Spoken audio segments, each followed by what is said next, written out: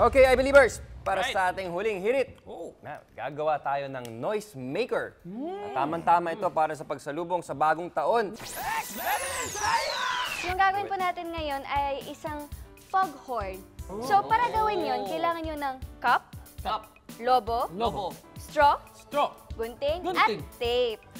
You get a cup at kailangan nyo butasan yung loob. Na ginawa ko na po.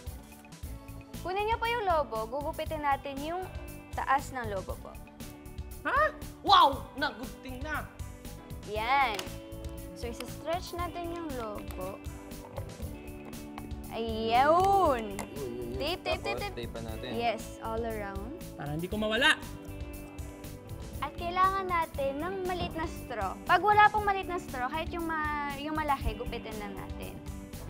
Lagay natin dito. Okay.